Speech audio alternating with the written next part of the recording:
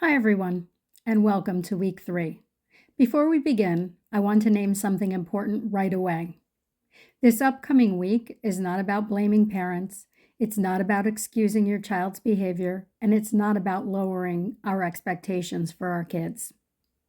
This week is about understanding what's actually available in the moment for your child and for you. Most parents I work with are doing the best they can with a lot on their plate. They care deeply, they've tried strategies, consistency, consequences, and many are still feeling exhausted or stuck. So if you're coming into this week feeling skeptical or guarded or unsure, that makes sense. You're welcome here exactly as you are. Here's why this week exists in the program. A lot of parenting advice assumes that adults can stay calm, regulated, and intentional no matter what's happening around them. But that's not how human nervous systems even work. When stress is high, especially ongoing stress, both adults and children lose access to skills they technically have. That doesn't mean people are choosing poorly. It means their nervous system has shifted into protection mode instead of learning mode. This week matters because your child's regulation cannot exceed your own. That's not a parenting philosophy, that is biology. So looking forward to the future, let's go into making sense of nervous system science. I'm going to get technical for a bit. You have your workbook if you want to try to follow along. We're going to be focusing for a few minutes on the polyvagal theory of Stephen Porges. If you're aware of this, you know it's complicated and complex, but it's also very simple. We're going to be looking at how the polyvagal theory expands itself out through the vagus nerve into the conversation of the central nervous system, specifically the autonomic nervous system. Stay with me here. I'm going to break all of this down. I'm just laying it out for you before we get going. The central nervous system, specifically the autonomic nervous system, is laid out into two parts. The first part is the sympathetic nervous system. The sympathetic nervous system is our mobilizing energy. It is the fight or flight reaction in our instinctual physiology.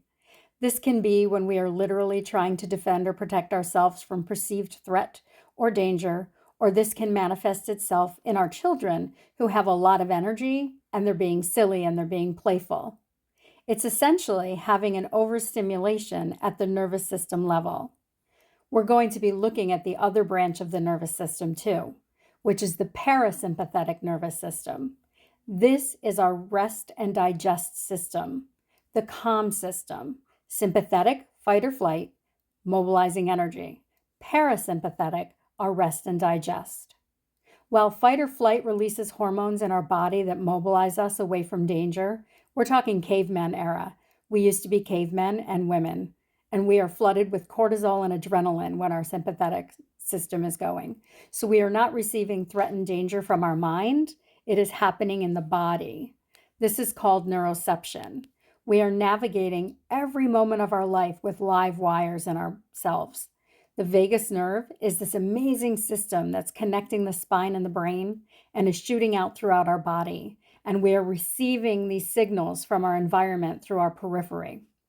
And because we are animals after all, we are instinctually responding to threat in our environment, even if on some level we know in our mind that we're not really in danger. The parasympathetic nervous system is the part of our system that we engage when we realize, oh, okay, there's no danger, there's no threat. That part of the body comes on and it floods us with calming secretion and hormones and lets us come down from our high and calm down.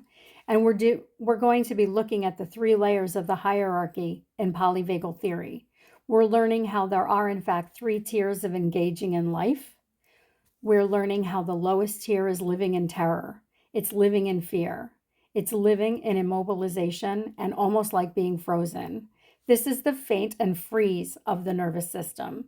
and as the result of generations of power over or under parenting, which instills in the child an incredible amount of fear and keeps the child frozen in the state of compliance, not able to access authenticity, not able to access their voice, and feeling kind of dead on the inside, feeling like, I don't know who I am. I don't know what is true. I'm just kind of making my way through life every day. I'm just kind of going forward.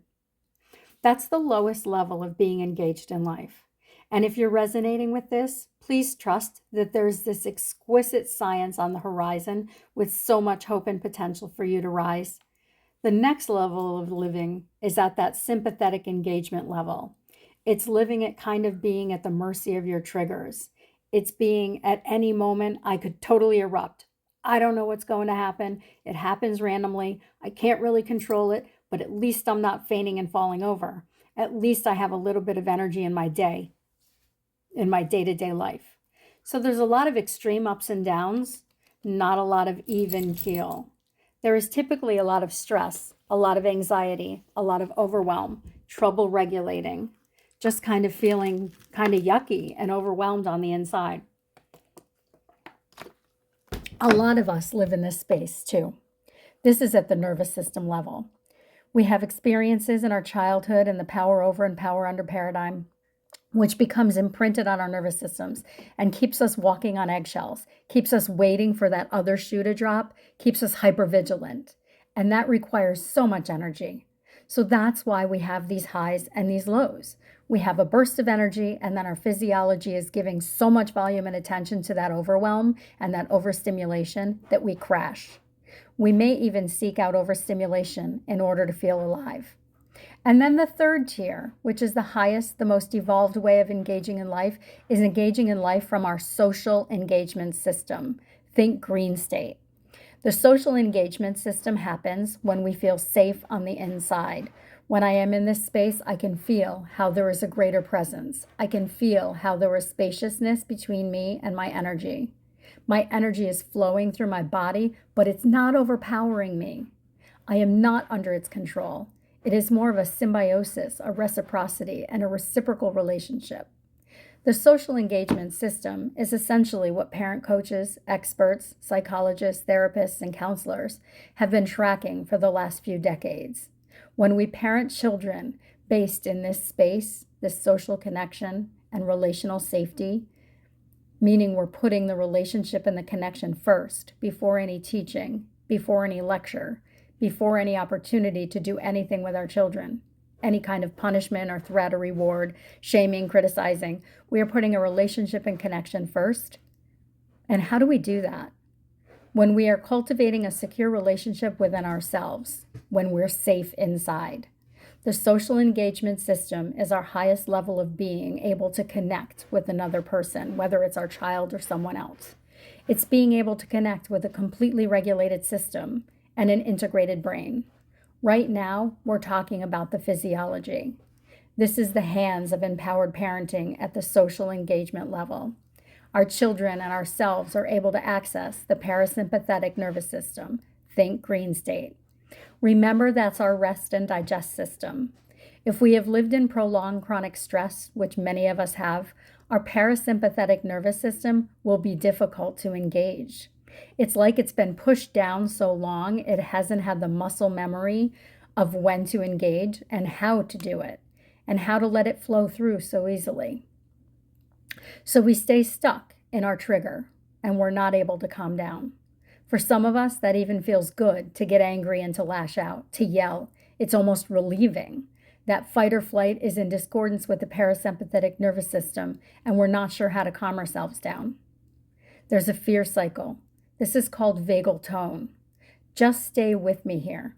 It may seem like I'm jumping around, and maybe I kind of am, but I'm following the golden thread of the nervous system. I'm just going with the flow here. Vagal tone is our ability to engage the parasympathetic nervous system.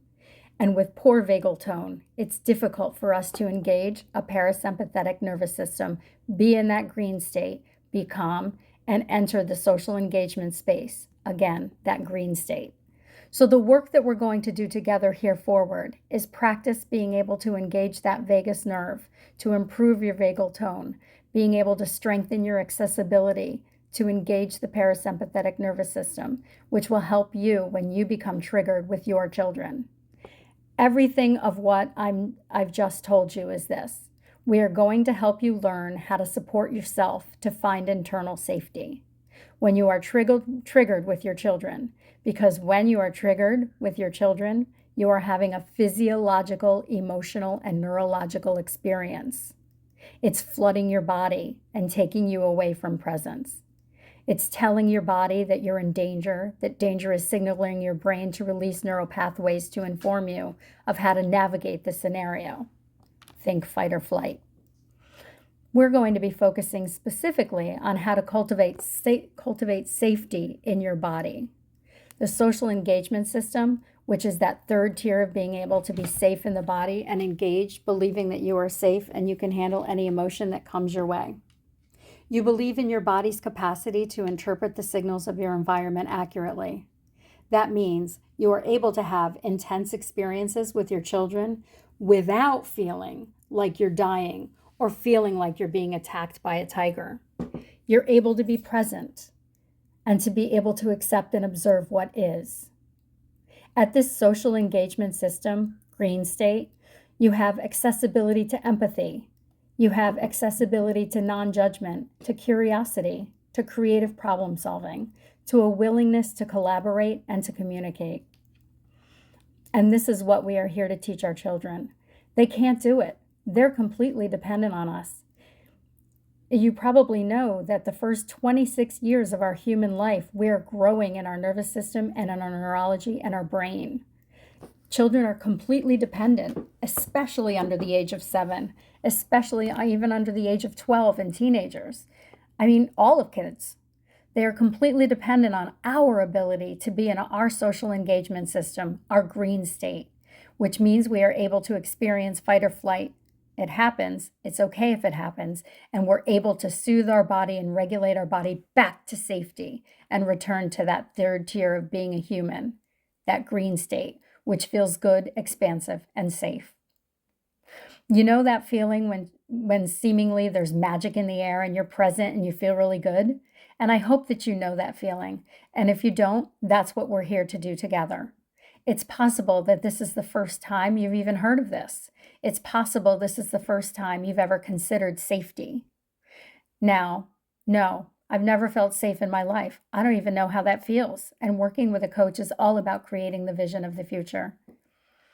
You want to experience in your body, in your heart, in your mind, and in your relationships. It's that safe feeling. It is possible.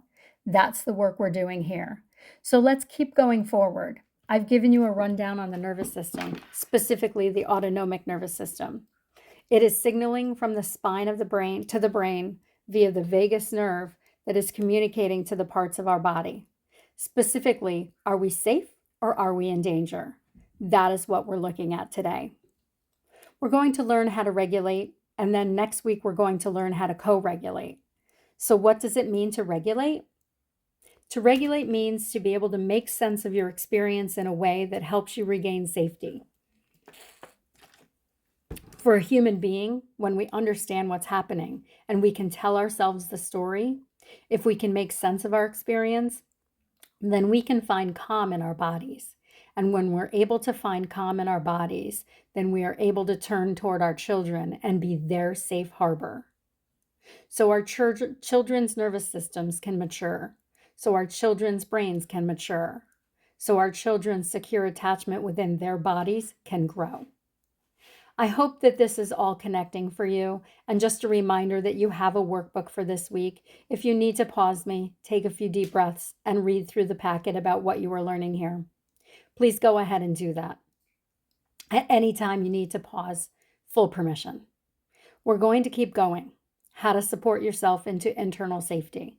The first framework I'd love to introduce you to is the thermometer. You can see that in your workbook. So this is essentially tracking your body's cues, being able to come into an intimate relationship with your own physiology. And this is in the illustration of a thermometer. You're able to see at the bottom of the thermometer when you're starting to get stressed. You may be able to feel that your body starts to get a little bit tight. You can get a little bit tight.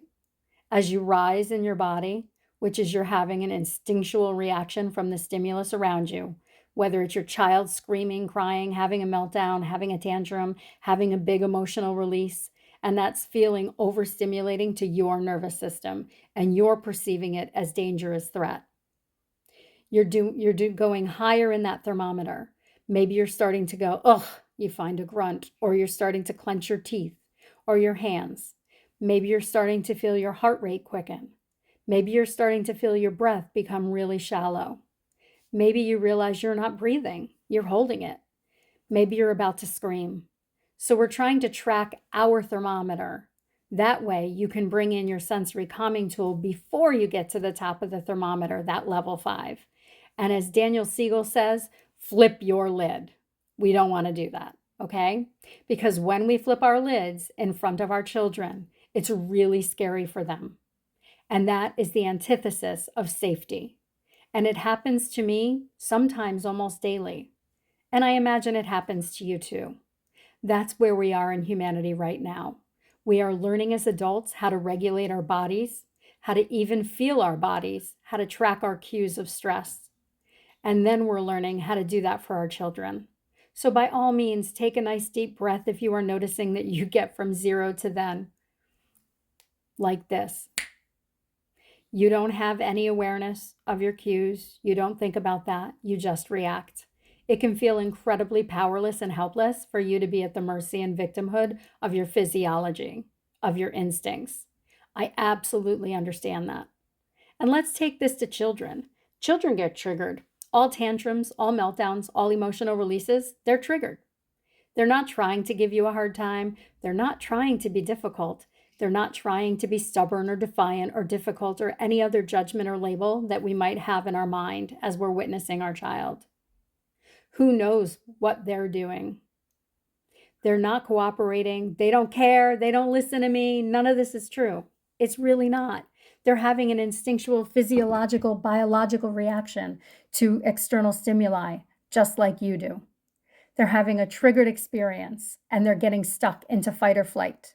Any kind of aggression, any yelling, any hitting, kicking, biting, screaming, name calling, throwing things, your wildest dreams of the most wild tantrum you can imagine. That is a child whose physiology is doing its job. It's doing its job. It is responding to threat or what it thinks is threat. You might be thinking, but I'm not threatening them. But is that true? You might not be using your words to threaten them, but what is threatening for our children can be when we are not safe inside our own body. We are their safe harbor, and if we are not safe in our body, then they do not have any chance for safety. That is how their body interprets it. My safe harbor is in danger right now. So when you are feeling the rise of your trigger, your child is feeling that tenfold. You might not be conscious that you're on the thermometer at all. I was totally calm. We were having fun. It was great. I wasn't stressed. I wasn't triggered at all. And then my child just freaked out for no reason. I'm sure you've been there. There's absolutely something happening within you or somebody in the environment that is alerting your child's instincts to protect themselves and defend themselves or to feign and play dead. You've probably seen that. That's a child who falls down on the floor like a wet noodle and you can't get them to move and they're just like, blah, on the floor. They can't seem to get up and get going. It's an instinctual nervous system response. It's physiological. So remember, you've probably heard the saying that all behavior comes from unmet needs, and I'm going to take this even deeper. All behavior comes from one unmet need, which is at the heart and soul of all others, safety. And you might be thinking, but my child is safe. They're not in any danger. But we have such nuances in the way that our human bodies interpret danger and safety. It is relational safety. Am I feeling unconditionally loved, seen, heard, accepted, valued, cherished, understood? There is psychological safety. Is this person hearing my thoughts, words, and dreams? And are they valuing them, or are they dismissing me and laughing and humiliating me? There's emotional safety. Can I express my feelings without my parent becoming triggered? There's physical safety. When I have a scary experience, do you comfort me? Or do you tell me I'm a big boy and wipe those tears and brush it off and keep going? There's all kinds of safety that kids feel. And our children are so sensitive and so tender. They're only looking through the eyes of survival. That's where they are. They're trying to survive, and they'll do anything to survive. So let's backtrack a little bit. We have our first framework, which is our thermometer. Sorry, mouth is dry. We're wanting to track our cues, and you have this in your workbook. You can fill it out. It is going to be highly individual and personalized. Where do you notice when you start to rumble? When you start to feel that activation of, oh, I got to get out of here, or I got to protect and defend myself, or I got to stand my ground and get really tough, or otherwise we're not going to make it through this. What are your cues? It's going to be for you to discover this. It is a self-exploration exercise. And then the second part here is learning your sensory calming access tool. This is very important for you to know what works well for you. So let's go through some examples of how to strengthen vagal tone, because we're wanting to do this out of our triggers. We're wanting to strengthen our vagal tone. That way, we can engage our sensory calming tools, and they actually work when we are on the thermometer. How we strengthen our vagal tone is really wonderful and lots of fun. A lot of it is just being able to laugh and play. I have these exercises for clients where they look in the mirror and they chuckle.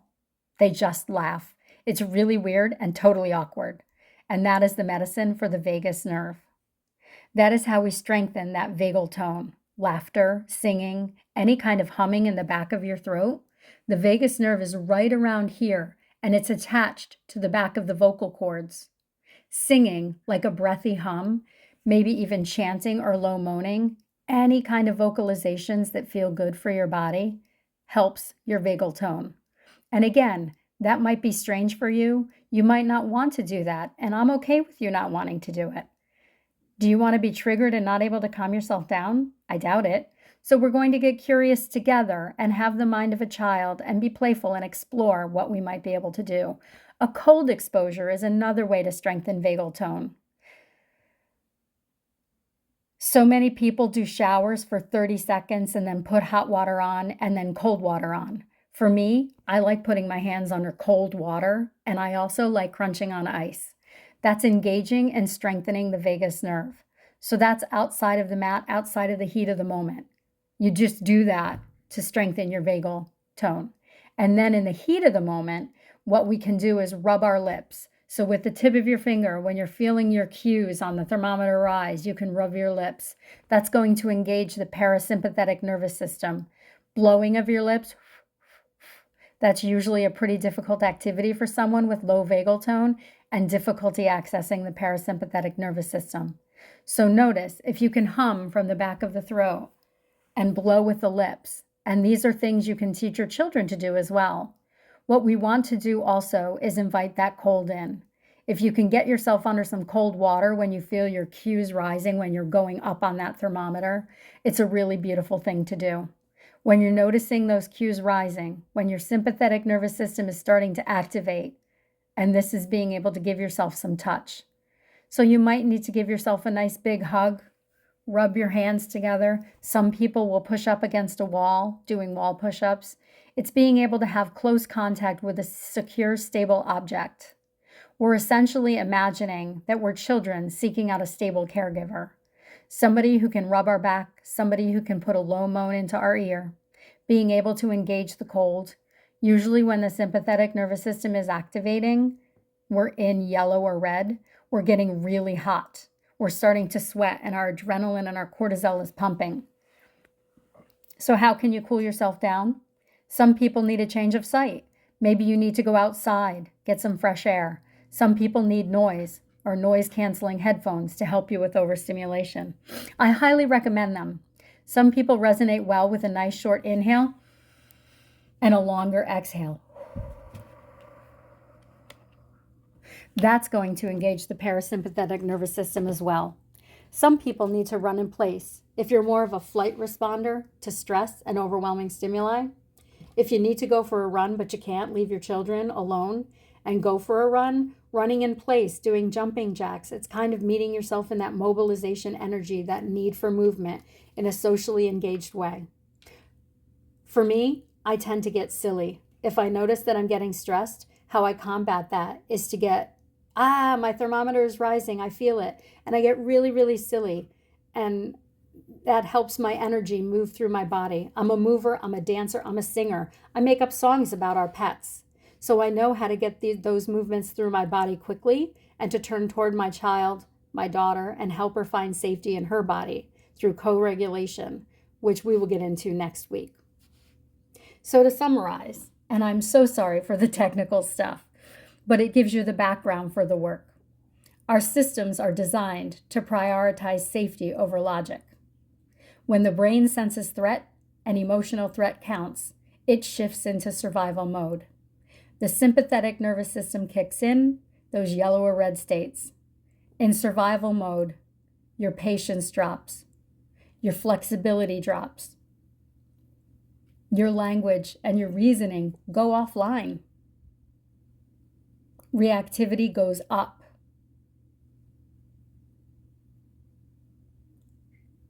It's normal for adults to experience this. We snap, we shut down, we over-explain, we react faster than we want to, not because we don't know better, but because our nervous system isn't in a state where better is even accessible. Some parents come into this work thinking, my child knows what they're doing. They're choosing this. Here's the reframe I want you to sit with this week.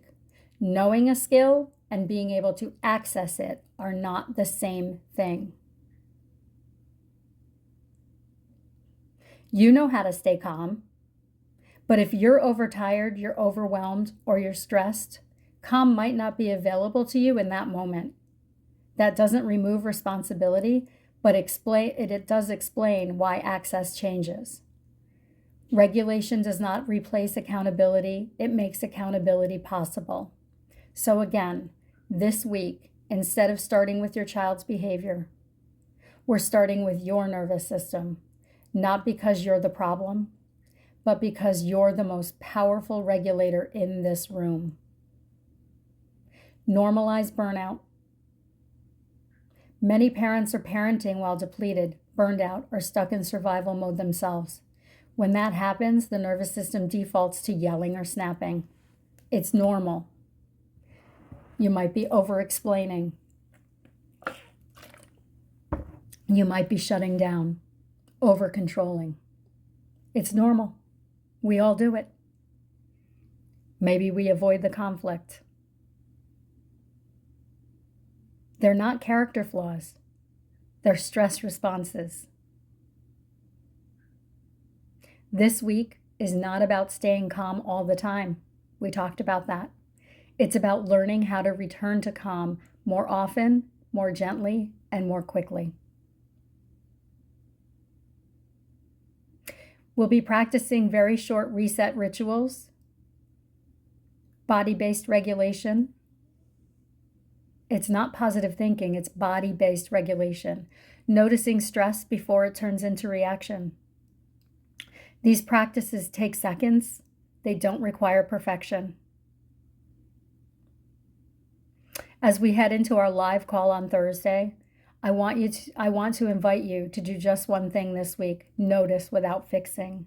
Notice when your body tightens. Notice when patience drops. Notice when reactions come faster. Not to judge, not to change yet, just to gather information. Nothing that you notice this week means you're failing. It means you're becoming aware, and awareness is where real change begins. Come to the live call on Thursday exactly as you are. Questions, resistance, exhaustion, and all. We'll take this one step at a time. I'll see you soon.